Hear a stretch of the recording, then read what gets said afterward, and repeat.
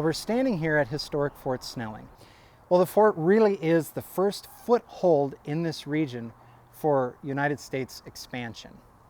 During the early 1800s, you begin to have this idea spreading across the country of the manifest destiny of the United States to spread from sea to shining sea. It's the God-given right of America to extend across North America. And of course, that's problematic because there are other people who lived here first, the American Indian nations. And in this region, that was primarily the Dakota and the Ojibwe. And so Fort Snelling firmly establishes U.S. presence in this region. It's a foothold for future expansion. And so after the fort was established here, nothing was the same. Relations between American Indians in this region and the United States government began to change. About 1650, the first Europeans arrive in what would become Minnesota, and they're arriving because of the fur trade. They're interested in exchanging furs with the Dakota and the Ojibwe, who lived further north of here. They're exchanging for furs and manufactured goods. And this fur trade is what really establishes European presence in this region. And it goes on for over 200 years. And it's because of that fur trade that the Army eventually, the United States Army, establishes a fort here. The United States is interested in protecting its fur trade interests in this area once it becomes a part of the United States possession after the War of 1812. And so the fur trade is really the engine, the economic engine that drives the United States' interest in this region. And it's important because the Dakota also had their economy, to a large part, based on the fur trade throughout the 17 and 1800s. And so when the fur trade begins to decline in this area, that's when you start to see a shift in relations between the people.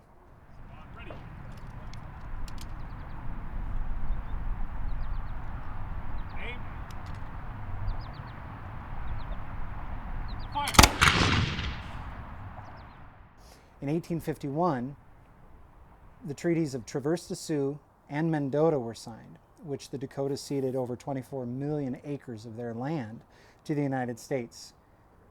And so then by the 1860s, you had divisions within the Dakota community between those who wanted to acculturate, those who didn't, wanted to maintain a traditional way of life. You also had food shortages, and you had increasing pressure from immigrants coming into the area. In 1862, a small group of Dakota, primarily Mdewakanton Dakota, decided to declare war on the United States. They began attacking civilians, trading posts, farms, settlements, and there was a 6-week war.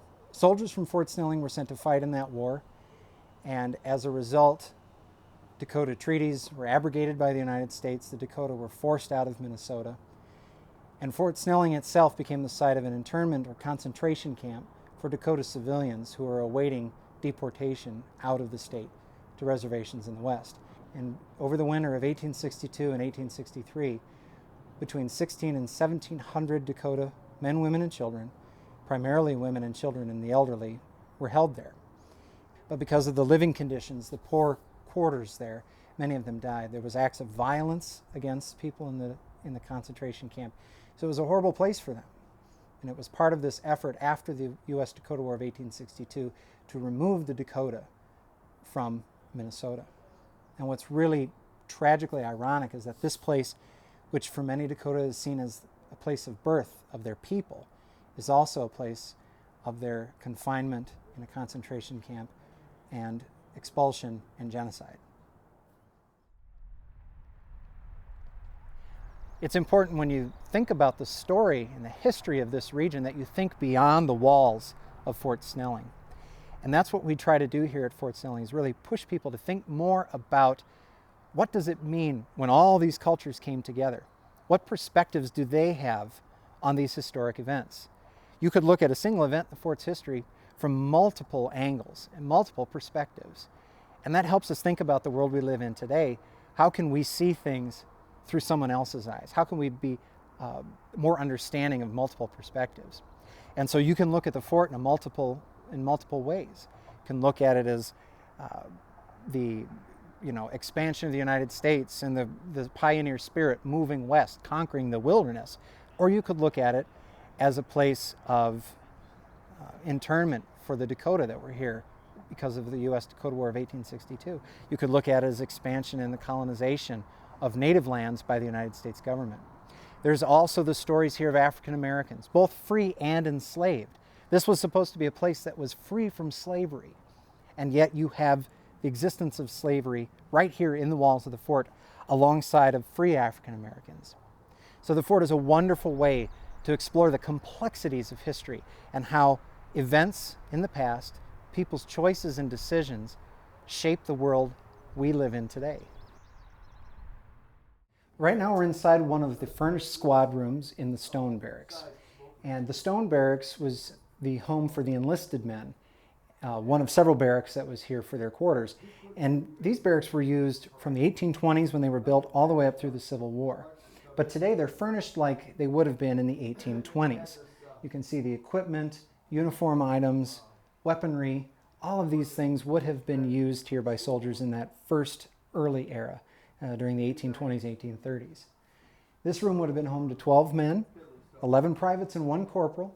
And one thing that people immediately notice when they come in here, there's only 6 beds. And that's because prior to the Civil War, soldiers were required to sleep 2 soldiers to a bed box. So you can imagine each of these bunks would have had 2 soldiers sleeping in it. Obviously, the Army wants to maximize space and cut down on fuel costs. So the more people you can squeeze into smaller areas, the better for the Army. This is not one of the original buildings. The Stone Barracks here is one of the reconstructed buildings that was rebuilt during the 1960s and 70s. It's built to the same plans, it's built to the same specifications and same materials. So a soldier in the 1820s would recognize much of this as what he would have lived in. It was used all the way up through the Civil War this way. The only difference being during the 1860s, they would have added an extra bunk on top of the beds.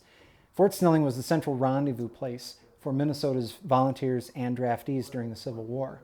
And approximately 25,000 Minnesotans served during that war. And Fort Snelling was sort of the portal for them. They left civilian life and joined the Army here, and then at the end of the war, they would left the Army and return to civilian life through the fort. The garrison here at the fort fluctuated quite a bit depending upon the year that you're looking at.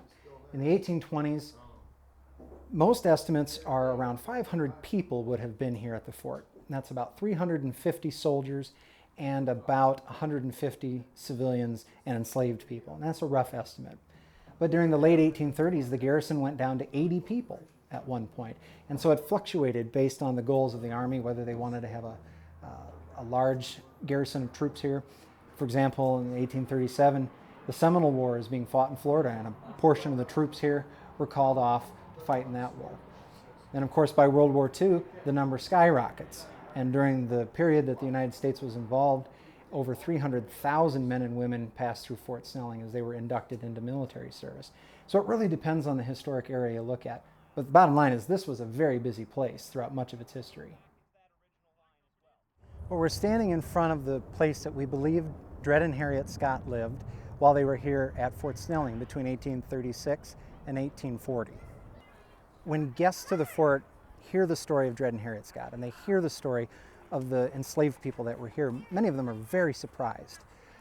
They may have heard of Dred and Scott in high school history a long time ago, but they didn't know he lived here. They didn't know he and his family were here. They didn't know that the institution of slavery existed this far north. It really surprises a lot of people. But we hope that they come away not only learning about these people whose stories are so important, but realizing that what happened here at the fort really impacted American history. Dred and Harriet Scott's experience here at the fort informed part of their legal case when they sued for their freedom throughout the 1840s and 50s. And part of their time being enslaved in free territory, they claimed means that they should be free. And their case went all the way to the United States Supreme Court. And because of the Dred-Scott decision in 1857, it stated that Dred and Harriet didn't have the right to sue in court because as African Americans, as black people, they were not citizens of the United States. And also that the Missouri Compromise, which limited where slavery could exist in the country, was unconstitutional because it prohibited people in their rights to property. At this time, enslaved human beings were considered property and not people. So the Dred-Scott decision furthered the divide between the North and the South in the years prior to the Civil War. And so one of the direct causes leading up to the rupture in the 1860s, the fighting in the Civil War, had its origin right here at Fort Snelling with Dred and Harriet Scott. Now, evidence about the daily lives of the enslaved people here at the fort is really scarce, but we believe that they were primarily working in what's called domestic slavery. That's cooking, cleaning, doing domestic work, domestic chores for their owners. In this case, mostly they were officers here at the fort. Dred and Harriet Scott, for example, belonged to Dr. John Emerson, and he was the post surgeon. His office would have been upstairs on the first floor, and they would have been down living in his kitchen. That's the workspace. And in domestic slavery, typically those enslaved people working under that type of condition would have been living inside the places that they worked. So for along officers' quarters, down in the basement kitchens, we believe that's where the majority of the enslaved people working and living would have been. And it's arguable that this is the place for the first major African American community in what would become Minnesota, right here at Fort Snelling, by virtue of the enslaved population that was living here. If you look at it simply as just a military fort, a stone fort, and you don't have the context around it, you miss out on the important role that it played not just in Minnesota's history, but in national history. And you miss the narrative, you miss the whole point of this being here. And if you don't have that large wrapping around it, then you're going to miss out on all the other stories that shape the history. I mean, they may not have realized at the time, but what those people did shaped the world that their ancestors, or their descendants, would live in. So the world we live in right now is shaped by what people did then. And so if we just think of it in terms of a small piece, you can't get the full story, the full, amazing, complex, diverse story.